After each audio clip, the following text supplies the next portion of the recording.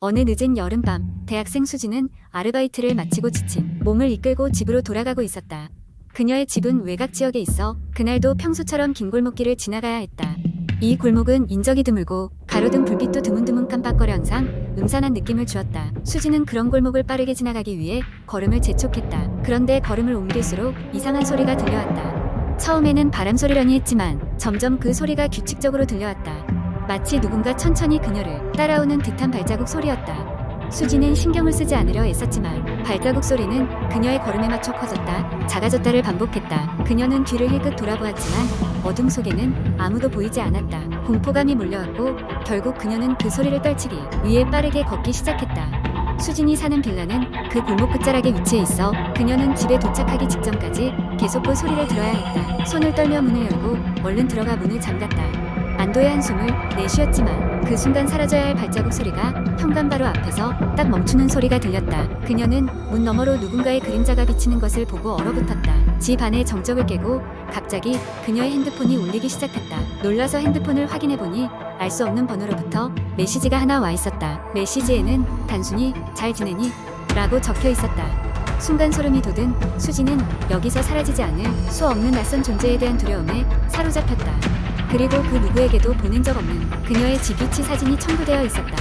수지는 그 길로 경찰에 신고했고 찾아온 경찰은 집 주변을 수색했지만 별다른 흔적은 발견되지 않았다. 경찰은 장난 전화나 메시지였을 가능성이 높다고 그녀를 안심시켰다. 그러나 수지는 어딘가에서 계속 자신을 보고 있는 누군가의 시선을 떨칠 수 없었고 결국 며칠 후 그녀의 부모님께 연락을 취해 한동안 본가에 머물기로 했다. 하지만 그 일이 일어난 이후 수진의 주변에서는 기묘한 일들이 계속해서 벌어졌다.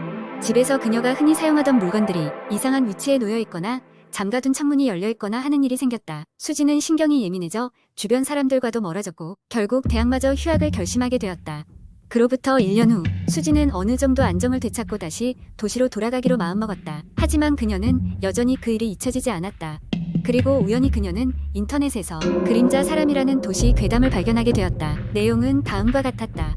어느 외딴 골목에서 들어보지 못한 발자국 소리를 듣게 되면 절대 뒤돌아보지 마라. 그 소리를 낸 존재는 그림자처럼 당신을 따라다니며 당신이 볼 수 없게 당신의 삶 속에 스며들 것이다. 그 이야기를 읽는 순간 수지는 그동안 자신을 따라다녔던 존재가 무엇인지 깨닫게 되었다. 그녀는 그 밤 골목에서의 뒤돌아본 행위가 그림자 사람을 불러낸 것임을 알게 되었고 그것이 아직도 자신을 지켜보고 있다는 사실을 예감했다. 그렇지만 그녀는 그 괴담이 알려준 방법을 알기에 이제는 결코 두려워하지 않았다. 무시하고 앞만 보고 걷는다. 그것이 그녀가 할 수 있는 유일한 일이었다. 그림자 사람의 존재를 인정한 수지는 다시 자신의 일상으로 돌아가기로 결심했지만 그날 이후로도 그림자는 여전히 그녀의 삶 속에서 맴돌고 있는 것 같았다. 하지만 그녀는 두려움을 억누르고 자신의 삶을 계속해서 살아가고자 했다. 그 무엇도 그녀의 삶을 방해하지 못하도록. 두 번째 이야기. 어느 날 나는 친구들과 함께 여름방학을 맞이하여 시골에 있는 작은 마을로 여행을 가게 되었다. 그 마을은 오래된 전설과 미신으로 가득한 곳으로 특히나 흉가로 유명한 폐가가 있었다. 우리는 도시에서의 일상에서 벗어나 새로운 경험을 할 수 있다는 생각에 들떠 있었다.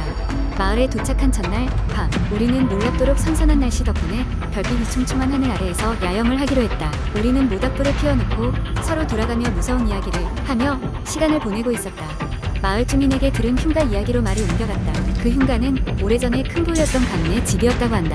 하지만 그곳에 있던 가족은 어린 딸을 잃고 슬픔에 잠겼고 이후 하나씩 불운이 겹치면서 결국 모두 비극적인 죽음을 맞이했다고 했다. 그 이후로 아무도 그 집에 살고 싶어하지 않았고 점차 폐허가 되어갔다고 한다. 그러나 그곳에서는 여전히 어린 소녀의 웃음소리가 들린다는 소문이 파다했다. 나는 그런 이야기에 별로 관심이 없었지만 친구들 중 일부는 겁에 질린 표정을 하고 있었다. 그러다 문득 친구 중 한 명이 말했다. 우리 내기에 걸어 그 집에 가보는 게 어때? 장난스러운 제안이었지만 우린 그렇게 흥분하면서 흉가를 탐험하기로 결정했다. 다음날 새벽 우리는 랜턴과 플래시를 챙겨 흉가를 향했다. 마을 외곽에 위치한 그 집은 외관만으로도 음산한 기운이 감돌았다. 부러지고 낡은 문이 삐걱거리며 우리를 맞이했다. 집 안으로 들어가자 먼지와 금방이라도 무너질 것 같은 목재 냄새가 코를 찔렀다. 여름밤의 고요함 속에서 우리의 발소리만이 울려 퍼졌다. 우리는 거실로 보이는 공간에 모여 안자불을 밝히고 탐험 계획을 세웠다. 집은 생각보다 컸고 복도는 미로처럼 복잡했다. 나는 일행의 맨 뒤에서 따라가고 있었지만 왠지 모르게 뒤에서 누가 쳐다보고 있는 듯한 느낌이 들었다. 고개를 돌려보아도 아무것도 없었지만 이상한 기운은 사라지지 않았다. 우리가 계단을 오르며 2층으로 올라가려 할 때 갑자기 급격히 축여졌다. 마치 한겨울의 찬 바람이 뼛속까지 스며드는 듯한 느낌이었다. 친구 중 한 명이 저기 봐 라고 소리쳤다. 모두의 시선이 한 곳에 집중되었다. 계단 끝에는 희미한 형체가 서 있었다. 긴 머리카락이 흐느적거리고 있었고 환한 웃음을 짓고 있는 것 같았다. 순간 공포에 질려 움직이지 못하고 바라보다가 그 형체는 갑자기 눈앞에서 사라졌다. 우리 중 몇 명은 이미 겁에 질렸고 이성을 잃고 도망치기 시작했다. 나머지 친구들과 나는 가능한 한 빠르게 뒤를 따랐다. 계단을 내려오고 복도를 지나 현관으로 향하는 동안 머릿속은 그 형체의 모습으로 가득 찼다. 간신히 흉가를 빠져나온 우리는 새벽빛이 비치는 들판에서 서로 숨을 고르며 안도의 한숨을 내쉬었다.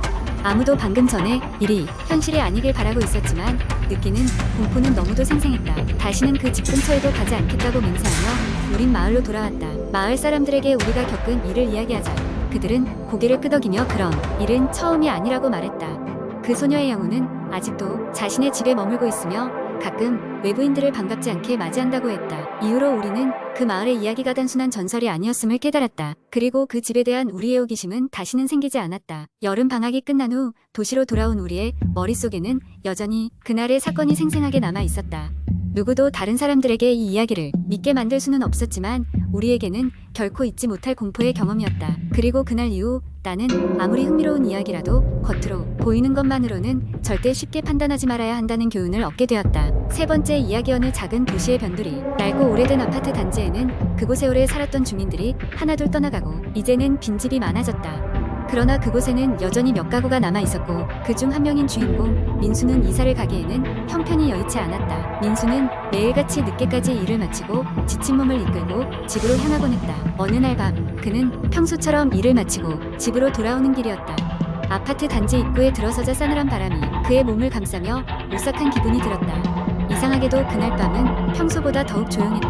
흔히 듣던 게 짖는 소리나 약한 바람에 흔들리는 나뭇잎 소리조차도 들리지 않았다. 민수는 이음새가 풀린 아파트 문을 열고 들어서면서 기분이 묘하게 불안해졌다. 민수의 아파트는 5층이었고 엘리베이터는 늘 고장나 있었다. 그는 계단을 이용해 걸어 올라갔다.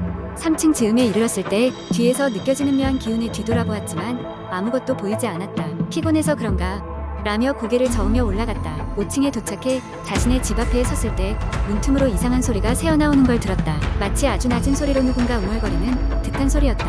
민수는 문손잡이를 천천히 돌렸다. 집 안은 깜깜했지만 그 소리는 더 명확해졌다. 소리가 나는 쪽을 따라가 보니 그 소리는 거실 한켠에 놓인 오래된 라디오에서 흘러나오고 있었다. 라디오는 평소에는 고장나서 소리가 나오지 않았던 물건이었다. 갑자기 작동할 리 없다는 생각에 민수는 거실로 다가가 라디오의 전원을 확인했지만 전원은 꺼져 있었다. 전원이 꺼졌는데 소리가 날 리가 없는데 민수는 소리의 정체를 찾기 위해 라디오에 가까이 귀를 기울였다. 그리고 그때 손가락 몇 개 전하는 촉촉한 감촉의 민수는 깜짝 놀라 뒤로 물러섰다. 거실 구석에는 마치 안개가 쌓인 듯한 흐릿한 형체가 서 있었다. 그것은 흐릿하면서도 분명히 인간 의무양새를 하고 있었고 민수를 응시하고 있었다. 심장이 두근거리기 시작한 민수는 차마 소리를 지르지도 못하고 그 자리에서 얼어붙고 말았다. 그러나 더 이상한 것은 그 형체가 입을 벌리고 무언가를 말하는 것처럼 보인다는 것이었다. 민수는 귀를 기울였지만 여전히 알아들을 수 없는 웅얼거림뿐이었다. 순간 자신의 몸이 움직이는 것을 느낀 민수는 정신을 차리고 방으로 뛰어들어갔다. 문을 잠그고 휴대전화로 도움을 청하려 했지만 전화기는 이미 배터리가 나간 상태였다. 바깥으로 발소리가 들려왔다. 점점 가까워지는 발소리, 읽고 문 손잡이가 천천히 움직이는 소리가 들려왔고 그때 민수는 귀에 쟁쟁한 여성의 목소리를 듣게 되었다. 도와줘, 도와줘. 민수는 혼란스러워 몇 번이고 자신에게 들리는 소리가 진짜인지 확인하려 했지만 방에 울려 퍼지는 그 목소리는 점차 사라져갔다. 아침이 밝고 나서야 민수는 용기를 내어 문을 열어보았다. 거실에는 어제와 다름없이 아무것도 없었다. 그는 황급히 이웃에게 전날 밤의 이야기를 꺼내며 도움을 청했다. 하지만 이웃들은 그가 너무 피곤해서 환청을 들었다고만 이야기했다. 그 후로도 종종 밤이면 라디오에서 웅얼거리는 소리가 들려왔지만 민수는 그 소리에 점점 익숙해져 갔다. 이상하게도 그 소리들이 들릴 때면 민수는 점차로 자신의 고향에서 오래전에 실종된 어린 시절 친구의 이야기를 떠올리게 되었다. 그 친구가 마지막으로 목격된 곳이 바로 이 아파트 단지 근처였다는 사실을 기억해냈다. 결국 민수는 더 이상 그곳에서 살 수 없다고 판단하고 이사를 결심했다. 마지막으로 짐을 챙기며 집을 나서기 직전 그는 문득 라디오 앞으로 다가가 그 친구의 이름을 불러보았다. 라디오는 잠시 정적이 흐른 뒤 조용히 웅얼거리며 무언가 말을 건넸다. 그제서야 민수는 마음속 깊이 묻어둔 기억의 조각들이 떠올랐다. 그 친구는 마지막으로 민수에게 무언가를 말하려 했던 것이 떠오르면서 민수는 크게 눈을 뜨고 그 메시지를 이해하게 되었다. 그 후 민수는 그 친구의 실종이 단순한 사고가 아닐 수도 있다는 생각에 경찰에 재수사를 요청했고, 소름 끼치는 라디오의 목소리 덕분에 몇 년간의 미스터리는 풀릴 수 있었다고 한다. 민수는 이제 더 이상 그 아파트에 살고 있지 않지만 여전히 그 친구의 목소리를 가끔 라디오에서 듣게 될까봐 라디오를 켜는 것을 무서워하게 되었다.